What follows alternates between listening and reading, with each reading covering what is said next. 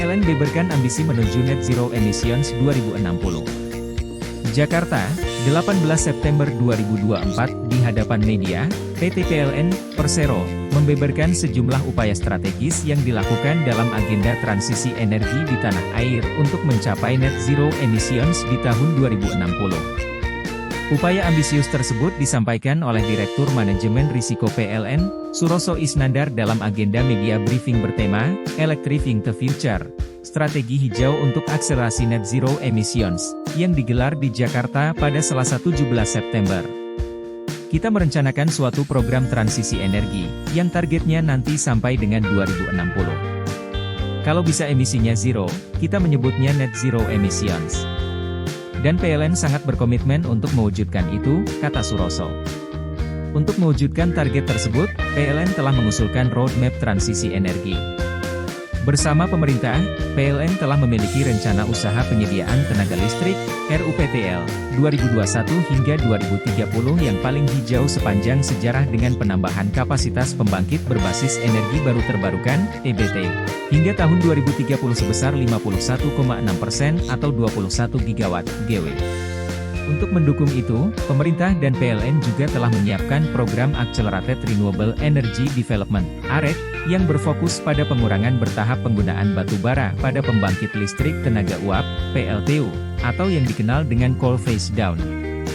Langkah ini memfasilitasi penambahan kapasitas pembangkit, di mana 75% pembangkit akan berbasis EBT dan 25% berbasis gas hingga tahun 2040.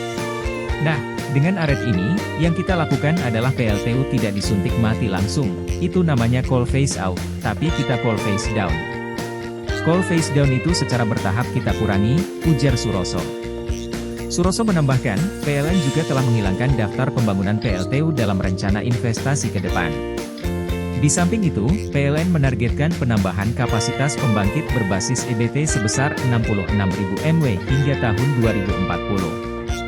Pengembangan energi terbarukan ini meliputi tenaga surya, angin, panas bumi, dan biomasa, yang diharapkan mampu menggantikan peran energi fosil dalam jangka panjang, ungkapnya. Sebagai bagian dari langkah transisi energi, PLN juga telah menerapkan co-firing di 46 PLTU, dengan memanfaatkan biomasa sebagai bahan substitusi batu bara. Inisiatif ini akan diperluas menjadi 52 PLTU pada tahun 2025. Suroso melanjutkan, PLN akan memulai perdagangan karbon di 55 PLTU melalui mekanisme carbon trading. Selain itu, PLN telah mengeluarkan inovasi produk hijau melalui layanan Renewable Energy Certificate, REC. Langkah ini bertujuan untuk mendorong pengurangan emisi karbon secara efektif di sektor energi.